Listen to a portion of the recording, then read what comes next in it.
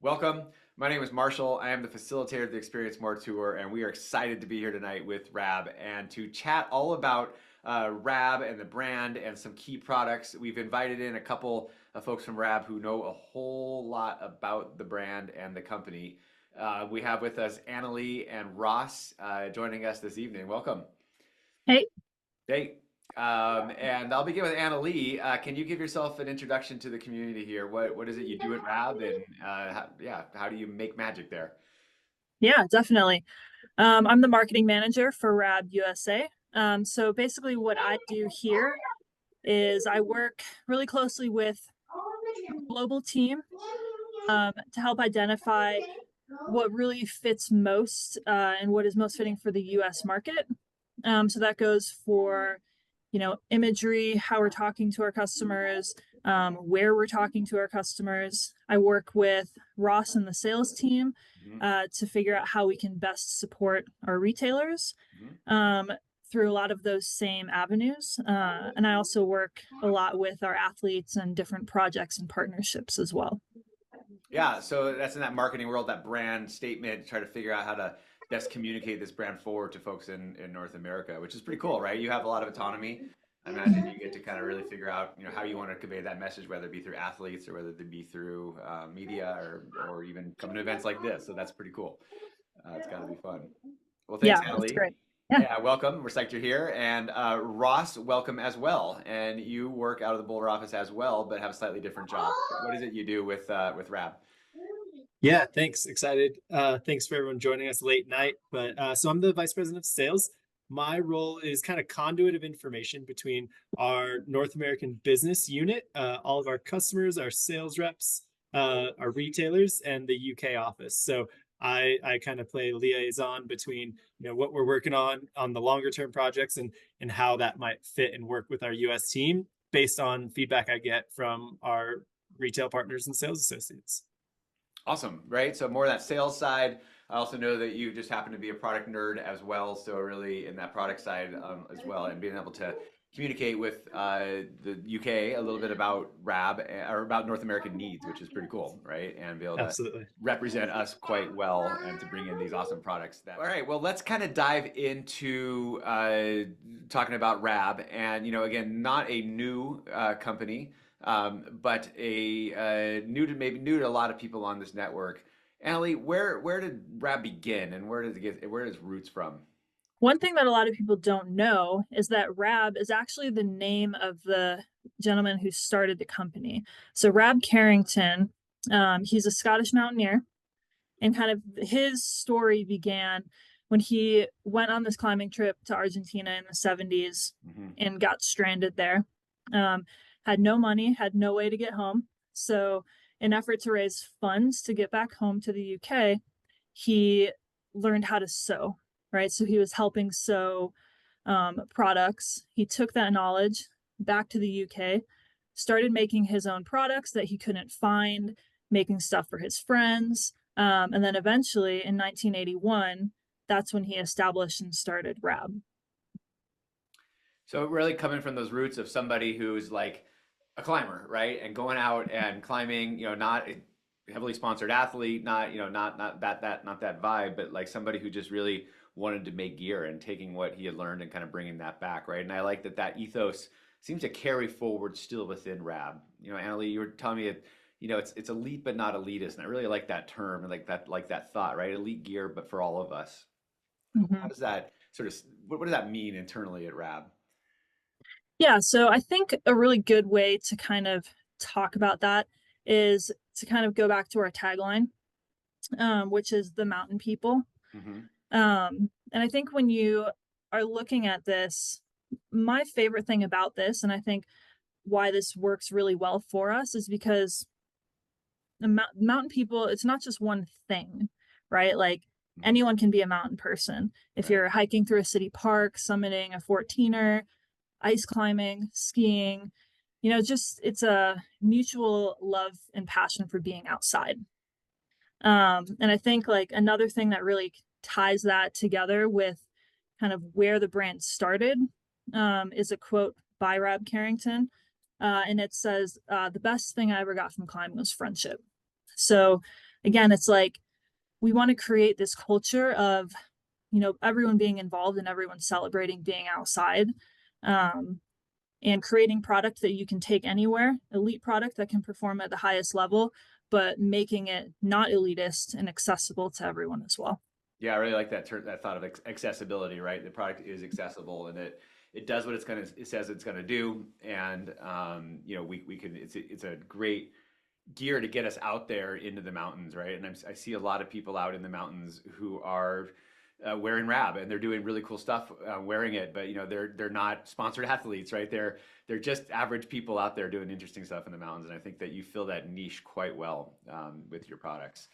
Part of that concept of mountain people as well. We were talking about the people, right? And that's kind of the consumer. That's the end usage, and that also might be the ethos internally at for RAB, but also rolling back to your supply chain, right? Supply chain so important. The people that you invest in, and you were sharing stories before when we were chatting about some of your supply chains, working with a gentleman named Rupesh who you really back and you really work with to bring products that we can then use. Can you tell us a little bit about Rupesh?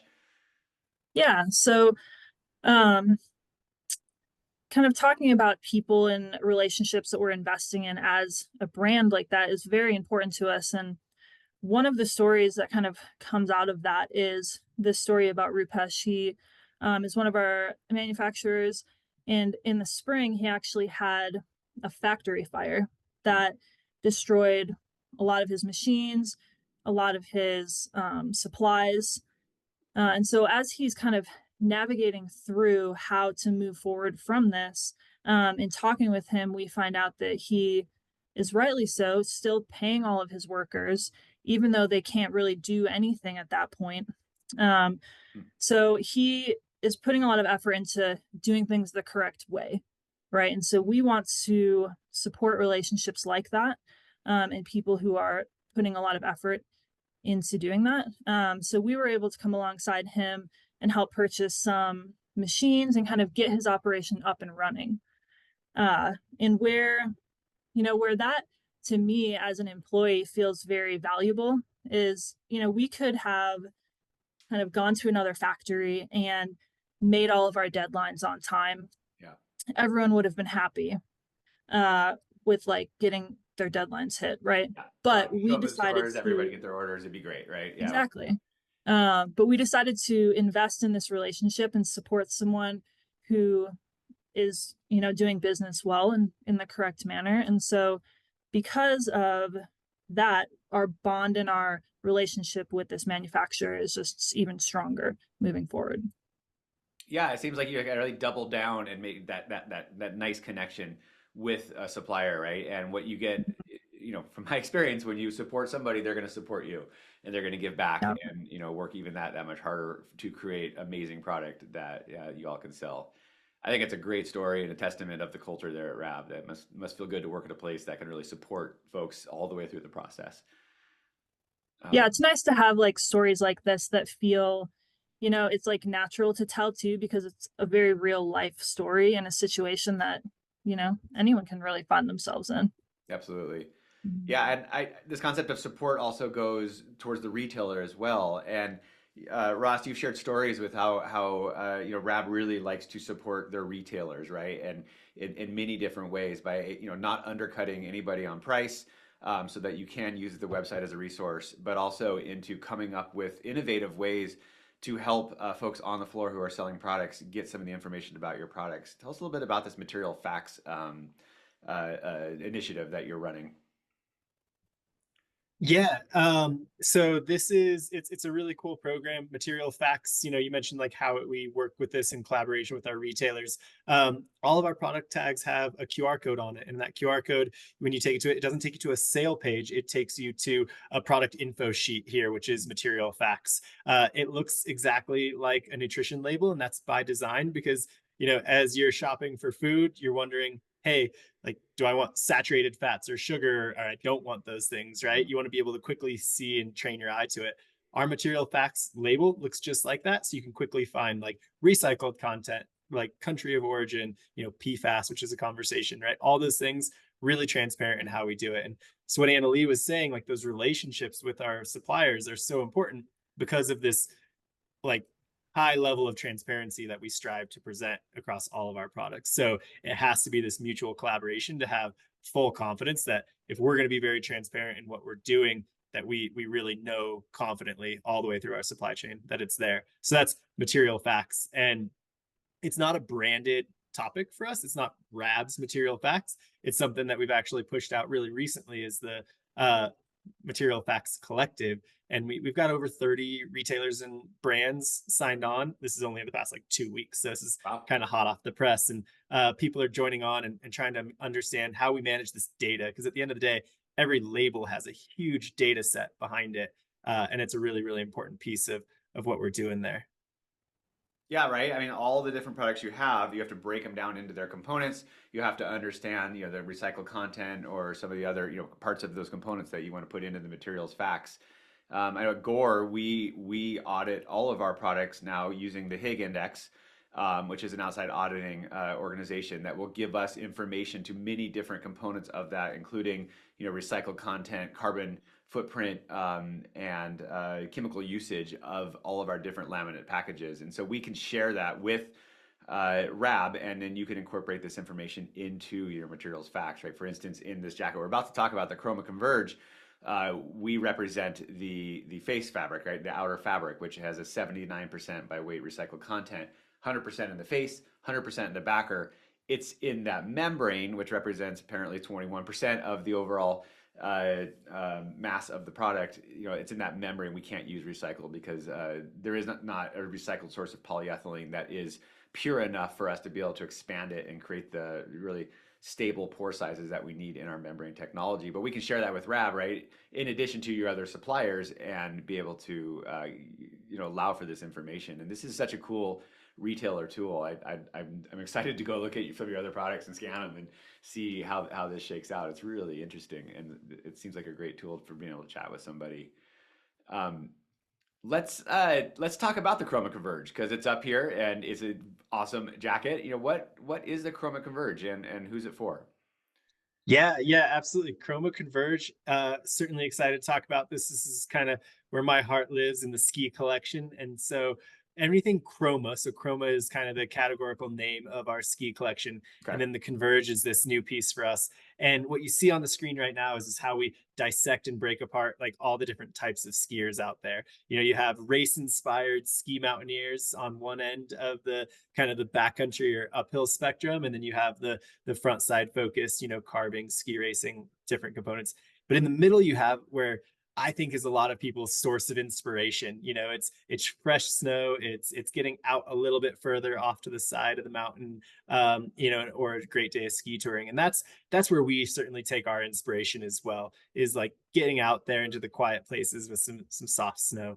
And yeah, that's where we're building. And the Converge really, like, it lives right smack in the middle of this. It's something that you could live all day at the resort and just bundle up in because of that nice new warm backer. So, it's the Gore warm backer technology, which is that brushed polyester. And then it's got a nylon face. So it's gonna be very, very durable to abrasion. Kind of what I think is cool, like it's feature rich. And we talk about that, like what is feature rich in a ski jacket? It really is like all the things that you might need at the resort or ski touring kind of like coming together in this piece. The pocket bags is kind of like the special sauce of this jacket, because the conversation you ask anyone, where do they want their pockets on their jacket? Like a hardcore ski tourer might say, I want Napoleon pockets that are really big so I can put my skins in there. Someone else might say, oh, well, I just want normal pockets because they like look natural and I can put my stuff in there.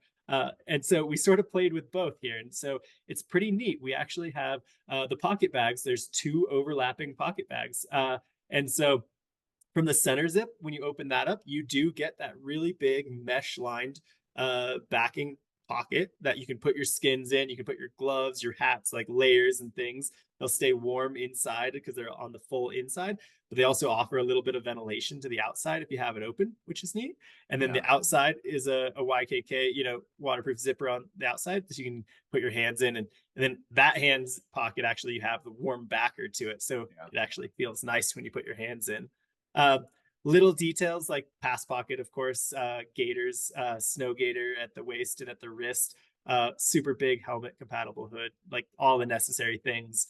And then in the CAD picture here, you can see at the bottom where the zipper comes together, we do some little bit of scalloping. So just like we kind of carve out the fabric a little bit so that when you're wearing your gloves and your mittens, you can easily connect the bottom up zipper. And the, double zippers are just a little bit bigger. Sometimes they can feel a little finicky. So how do we clean that up? It's just by giving the fabric a bit of a guide so you can connect, zip it up, and just be really comfortable in kind of any use. So we're super excited. This is just a really fun jacket. Right, the details are thought out. Like, how am I going to zip this up wearing gloves? Well, right, and those double zippers are a little more finicky, but with the right like fabric that you can hold onto underneath, you can pull tension and then zip that up. And I also noticed that looking at the photo of this, that like it's got a giant zipper pull, really big, like almost thumb loop zipper pull. Which, wow, thank you. Right, it's the worst when you're trying to like, where is that thing? Where is that thing? And you can't unzip. Or you're trying to zip up, and that's a cool little feature. It's just very well thought out, right, for this accessible piece. It seems like a Totally. great ski piece. And this utilizes Yeah, that 80D nylon face, right? So it's 80D is not the burliest of burly, right? But it's pretty darn tough, right? And this is something that can take some knocks from trees, some spills in the snow, as the case is for me, and really take that abuse, but also not be like heavy, right? You're going to be psyched to bring it on a lot of your trips. It's pretty cool. yeah, absolutely. So that's a really special piece, right? And we just wanted to highlight that tonight in your ski line. I also want to highlight a little bit about some of the cool stuff you're doing with insulation. I think that RAB is, I was introduced to RAB through your insulation piece that you used a few years ago, a film out piece that had Gore film out on the surface. But then it used a combination of synthetic and down throughout. And I still, to this day, it's been what, 6, 7 years, I use it all winter long for snow plowing on my driveway. And I'm sitting out there, it's dumping down snow, and I'm on my tractor, and that thing just, it is amazing, right? I'm just always comfortable. But you do a lot with insulation, and it's quite impressive, even to the fact that you're using newer insulations that are more responsible and also washable, which I think a lot of people don't quite recognize that insulations can prevent jackets from being washed if they're the wrong type. And it's kind of interesting what you're playing with. What's the Cirrus Ultra hoodie, right? This is an interesting one we wanted to highlight. It doesn't use Gore, but I think it's an interesting piece. Yeah, so the Cirrus Ultra is a synthetic piece with new Primaloft Thermoplume Plus. So it's a cool name that it really gives it. I think we have an image that it's the most down-like synthetic insulation that they've ever produced. So it's really cool that it has the softest hands. It fluffs. It also washes the best, which I know like Annalee will kind of share about some of our wash and care stuff next. And that's integral to everything we do. So all of our ingredient partners, all of our fabric suppliers, all of our manufacturers, we've got to be working with them in collaboration so that the end use, has this big lifespan. And that's why Gore is such a great partner. And then, in this case, Primaloft as well.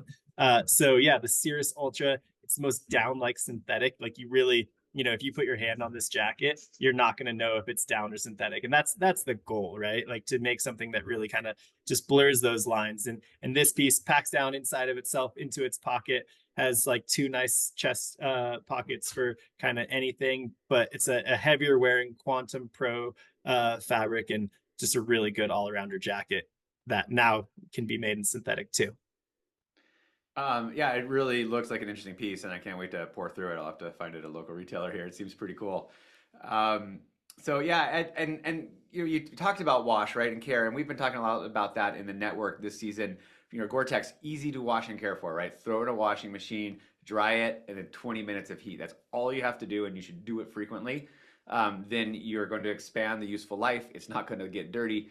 But there are folks out there who are using the product, or maybe with insulation, they're a little intimidated to wash it. And another sort of thing RAB does, because you are a really dynamic and innovative company, is offer these wash and repair service. Annalee, I even understand that you used to do some of this quite a bit at RAB and have quite a bit of expertise on washing. How do you do this? How do you get a jacket looking what you see on the left to what almost new on the right? I am not able to achieve this at home. Yeah, it's definitely a long process and has taken a little bit to kind of get to the point where we can just know that we can get a jacket in and know we can send it out looking like this. So yeah, it's exciting to be able to offer this service to people, because I think you know, most people, if your jacket got to the place this jacket did, you probably would not think that there was much life left in it. Mhm. So I mean, just thinking about how psyched these people are when they get their jackets back Right. and they're like, "Oh, did you replace my jacket?" No, we just washed it for you. Like, yeah, it creates a lot of interesting conversation, but also just like educating people on the fact that yes, you can wash your jacket. It feels like quite an undertaking, so if you don't want to, we can definitely do that for you. But there are also, you know, instructions on our website on how to do this yourself if that was something you wanted to do. Yeah, then that's really cool, right? So you offer this service. Folks can just go to your website, sign up for it, and have their jackets taken care of, and even down to the fact where you'll do repairs on some of the baffling as Mm-hmm. well, right? So if somebody has a big tear and you don't have to endure that down leak for the rest of your life, right? It can Mm-hmm. get fixed, which is Yeah, really cool. exactly. Like we make products that we want to be around for a long time, and so to be able to offer this as a resource to kind of help add life back into your jackets is something that we really love. Um, so yeah, being able to like do these baffle replacements. We also can do all of this on synthetic jackets as well. Um, Rain gear, sleeping bags. Our repair department can pretty much anything that we make, they can fix. Yeah, that's great, right? And that's part of that support you add for the people, right? You support us with having reasonably priced products, elite products, and then there's that whole like yeah, and then there's that aftercare section of this, right, where you're going to help folks after they purchase it to make sure they keep these products in the use phase for as long as possible. I think it's really cool, like all the way through that whole life cycle of the garment and how RAB considers every aspect of it. It seems just awesome, right? And kind of reinforces why I'm pretty stoked on this brand. It's kind of cool. Last Absolutely. question I have, Annalee, is for you is around like your website and how you view that as a tool for retailers. Actually, I mean, folks can shop on there, but honestly, I think you view that a little bit differently. What's the vision for your website, especially for folks that are like on this call who are retailers? Yeah, so as a brand, we are always on price. We'll never be off price. So if you pull something up on our website while you're in your store, you never have to be worried about, you know, price gouging. So that is specific to supporting our small retailers Hmm. and letting you guys use our website as a resource. Yeah. Um, so if you are talking to customers in store, like don't be afraid to scan that code on a product. If you want more information on a product, if you look up the product page, a lot of times there'll be videos with more information, more tech information. So really just building as much uh, knowledge into our website as we can that's accessible to all of you. Yeah, it's a cool vision and a little different than what a lot of brands are doing. And when you guys talk to me about that, I'm like, that's actually really cool, right? It's a tool for us to use, and you can use during the selling process, even, especially that that you're not going to go off price on the website. And nice to know that. Mhm. Well, Ellie and Ross, thanks for your time tonight. It's just awesome to explore this and get something new for us in here and learn a little bit about what separates RAB from some of the other brands that maybe we sell. And Ross, I appreciate the tour through some of the products. And Ali, I really do appreciate that high level perspective that you can bring and share with us. And thanks for doing that today with us and Experience More Tour. Yeah, thanks for having us. Yeah, Well, thanks thank to you. everyone who Yeah, came in late in the evening. Appreciate your time. yeah.